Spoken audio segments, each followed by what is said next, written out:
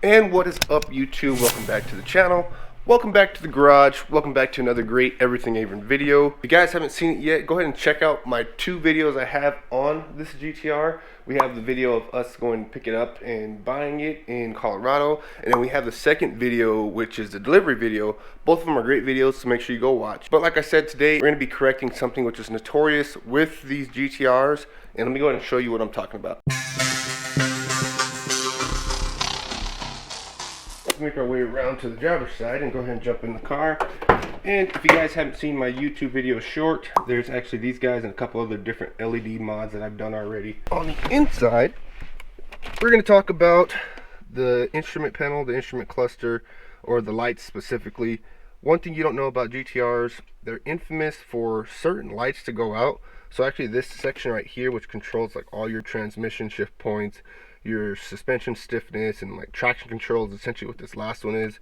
Well, these little lights inside here are notorious for going out over time, and unfortunately one of the most common ones, which is this save light down here, that's the one that went out on me. If I just turn the vehicle to on, as you can see, click down, comfort comes on. If I hold up, the R's come on for all the guys. Yeah, red light, perfect.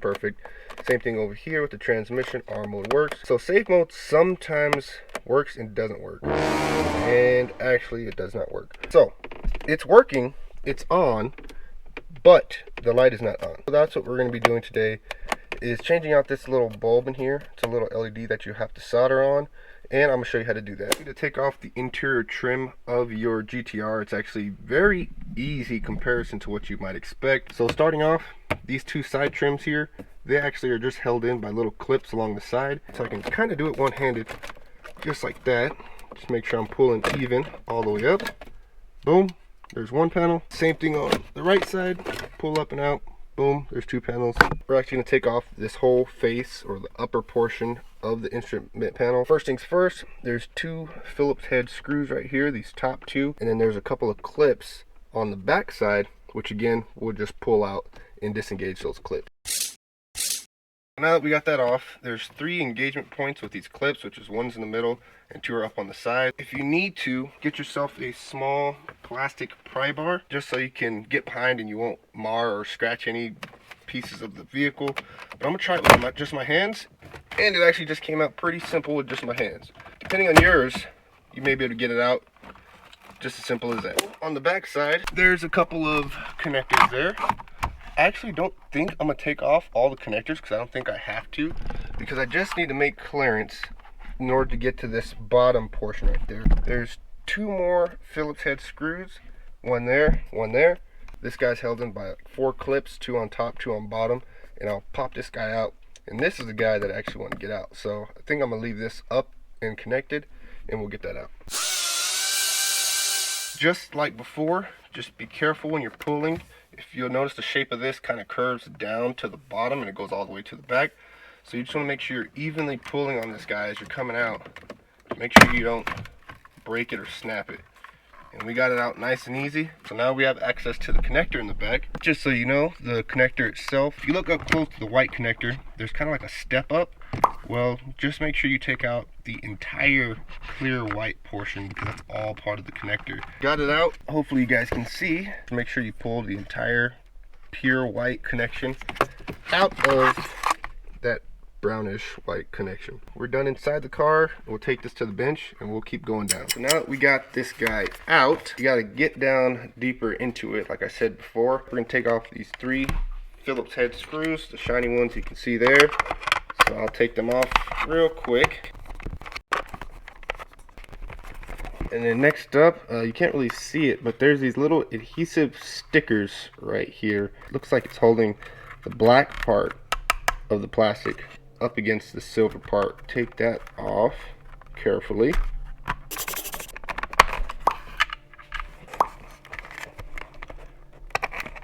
There we go. Sticky part still holding on. I will carefully pull it off. There we go. So now that we got that off, now we should be able to actually take the black plastic portion off of the internals. So I'll set that up here up to the side. So this is the part where there'll be stuff on the inside, which we got to be careful of. Keeping in mind where my safe light is, right here at the bottom left, when I flip it to the top left, we're just gonna kind of slowly and carefully take out these clips. Carefully take those clips off, probably bring in the plastic pry bar. There's stuff on the inside. Be careful, take your time, just so this doesn't pop off and fling stuff everywhere. Okay, there we go. Alright, I had to use 2 plastic pry bars. Now we'll carefully pull this up. There's that. Again, keep it in the same orientation so we don't have to worry about it when we start installing. And here's the circuit board. Inside here, there's those little push pins, or whatever you want to call it, little contact pads. And we don't want to lose those. Keeping in mind our orientation, our save button is at the top left. So I'm going to take this off, keep that in that same orientation. Remember, it's on the top left. Flip it. So now it's over here on the top right. Hopefully you guys can see. I'll probably put the camera a little closer, or zoom in rather. This light right here, which is going to correspond to the actual switch light in the middle, it's a white one. Then you scoot over here to the left, and that's where our LEDs are. So these top ones here, you can't really tell, but you can see that they're all the same style. That's because those are all the red ones. That furthest right red one, that's where that blue one was. This one right here, that's the blue LED we need to take off. This is where you pull out your new LEDs. I'll put a link down below. It is an affiliated link, so if you guys do purchase from my link, I will receive a commission, and I do thank you and thank you for your support. These are the little LEDs, which are pretty tiny, to be honest. These are what we're going to be soldering on to this board. If you look up real closely, there's a little notch in these LEDs, and that's a little orientation notch. So these guys have a little notch on them. That guy has a notch on them. It looks like in this orientation the notch is at the top right. So the little notch in this guy, we'll make sure we install that so it's at the top right. So now we got to take a fine point soldering tip. We got to desolder that guy from the pad, and hopefully we'll have enough residual solder in order to put this new one on. If not, I have just a little bit of flux here, and of course my solder, and then I can clean up the pad, put some solder on there, and we'll get this guy hopefully as nice and pretty as I can.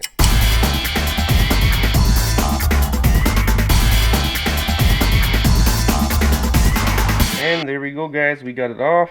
Hopefully you guys can see that little blank spot right there is where the LED came from. Here's the LED itself. Barely see them. Can't even focus on them. And now we'll get the new one, put it back in the same orientation, and then we'll get this new one installed and soldered on.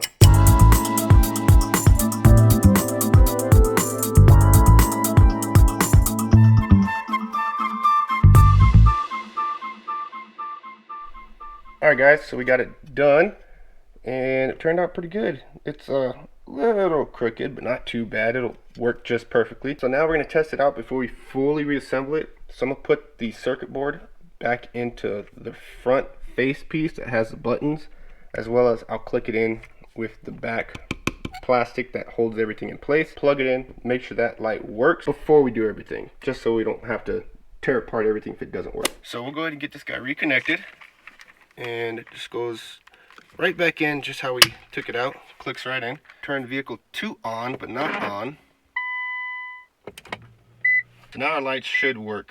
We'll go around the clock and see what happens. R works. R works.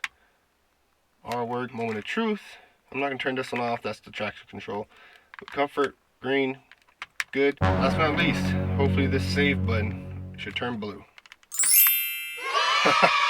Boom, there we go, guys. It is working, and it is brighter than ever, and it looks just like factory. And that's literally all we need to do to get this guy fixed. Looks like we're good to go. So now that we know that it works, we're back over at the bench to continue with final reassembly.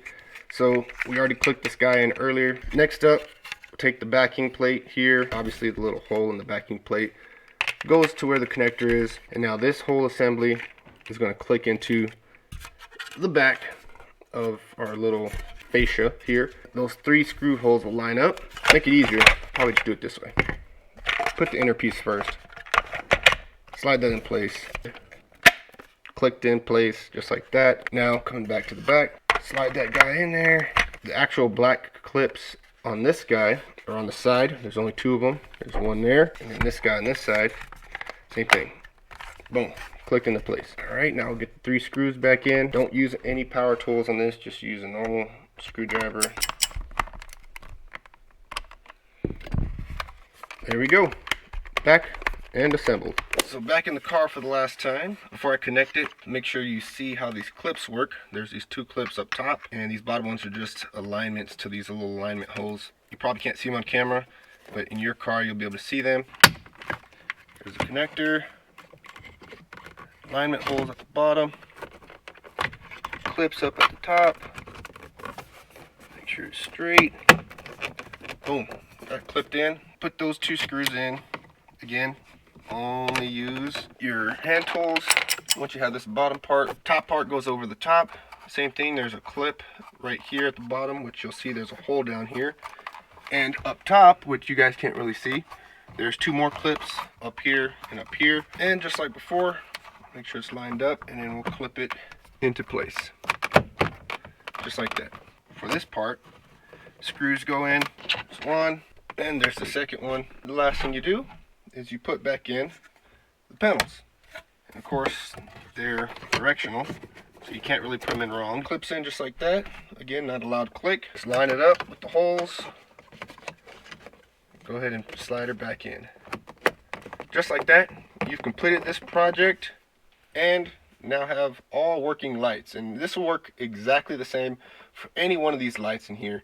Same procedure, just get down to the circuit board, and then you just have to make sure you get the right color LED. Solder it off, solder it on, and you're good to go. So with that, ladies and gentlemen, you have now completed your project on your 2015, 2014, 2012, on your GTR. Make sure you guys stay tuned, because there's going to be plenty more mods for this guy, plenty more videos for all my vehicles, and all kinds of fun stuff we got out here. I'm going to call it for today's video. Thank you guys once again for watching, and I'll check you guys out next time.